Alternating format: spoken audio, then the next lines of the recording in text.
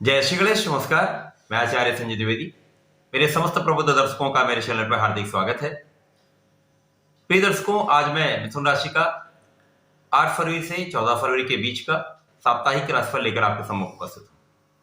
इस सप्ताह में जो ग्रहों की स्थितियां हैं, जो चंद्रमा की स्थिति, उसके अनुसार ये सप्ताह आपको किस प्रकार का लाभ देने वाला है, कहां पर आप कितनी प्रगति करने वाले हैं, धन का कितना लाभ लेने वाले हैं, तथा कहां पर कुछ नकारात्मक भाव उत्पन्न हो रहा है, उसको संतुलन के लिए क्या उपाय देना है, समस्त विश्लेषण मैं पूर्णता के साथ करने जा रहा हूं। इस सप्ताह के प्रारंभ में जो ग्रहों की स्थितियां होंगी 8 फरवरी को इस प्रकार है।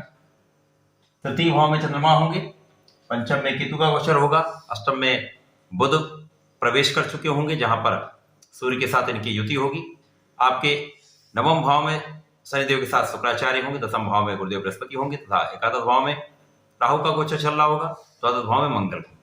तो ये स्थितियां इस सप्ताह में रहने वाली है। इसके पश्चात 10 फरवरी को चंद्रमा का परिवर्तन आपके केंद्र के भाव में, चतुर्थ भाव में हो जाएगा। उसके पश्चात 12 फरवरी को ये आपके पंचम भाव में प्रवेश करेंगे तथा उसके पश्चात 14 फरवरी को ये इस सप्ताह के अंत में आपके षष्ठम भाव में होंगे। तो समस्त स्थितियों का संकलन करते हुए ये साप्ताहिक राशिफल मैं आपके लिए प्रस्तुत कर रहा हूं। सप्ताह के प्रारंभ में ही यदि हम स्थितियों को देखते हैं तो स्थिति आपकी अच्छी है, परंतु यहां पर बुध का गोचर आपके अष्टम भाव में प्रारंभ हो चुका होगा। बुध जो कि आपकी राशि के स्वामी है, आपके सुख के स्वामी है, उनका गोचर यदि अष्टम में होता है तो अष्टम एक तृक भाव है। तृक भाव का अर्थ यह है यहां पर प्रत्येक भाव कहीं ना कहीं, प्रत्येक ग्रह का फल कुछ न्यून होने लगता है, क्योंकि ये क्षय का भाव है। अब यहां पर एक सकारात्मक भाव ये हो रहा है, यहां पर सूर्य के साथ बुध की युति हो, तो अष्टम में कहीं ना कहीं इस भाव को प्रबलता मिलेगी।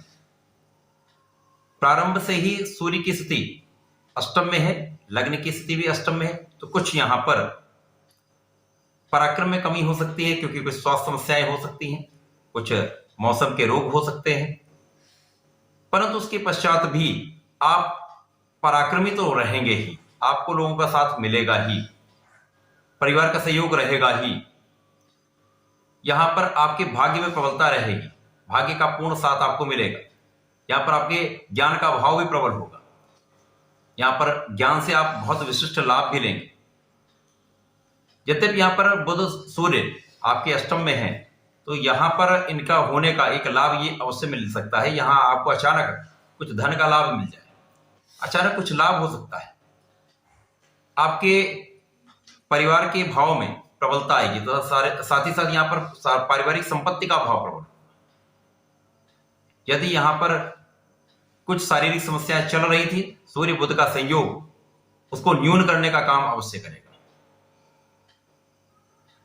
इसके पश्चात कार्यक्षेत्र की प्रबलता आपको धन का विशिष्ट लाभ देगी। अब यहां पर मंगल तथा चंद्रमा का एक बहुत प्रबल धनदायक योग आपके लिए सप्ताह में बन रहा है। प्रारंभ से ही धन का लाभ तो विशिष्ट रूप से आपको होगा।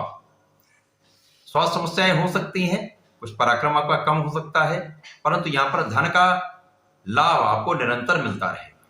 इसी प्रकार से कार्यक्षेत्र की प्रबलता बनी रहेगी, भाग्य का साथ आपको मिलता रहेगा, ज्ञान में प्रगति होगी, संतान का सुख भी मिलेगा, संतान से आपको लाभ भी मिलेगा। इसके पश्चात इस वीक में ही, इस सप्ताह में ही जैसे ही चंद्रमा आपके केंद्र में पहुंचेंगे, जहां पर कन्या राशि में इनका गोचर प्रारंभ हो, तो सुखेश की स्थिति प्रबल हो जाएगी, सुख भाव प्रबल हो जाएगा। गुरु के साथ यहां पर गज केसरी का लाभ आपको मिलना प्रारंभ हो जाएगा, तो यहां पर आप विशिष्ट लाभ लेने वाले हैं। अब यहां पर आपको सुख संपत्ति का लाभ मिलेगा, सुख संपत्ति का आप अर्जन कर सकते हैं।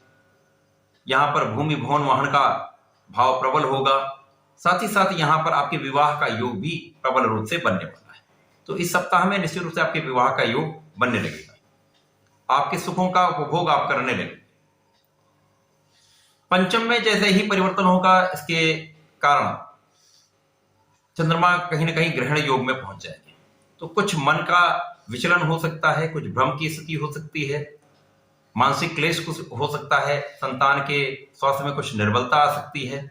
यहाँ पर प्रेम का भाव बिल्कुल भी अच्छा नहीं रहने वाला है। यहाँ पर निश्चित रूप से वहां पर विरक्ति की स्थिति अथवा विचलन की स्थिति, अर्थात यहाँ पर अलगाव की स्थिति बनती है।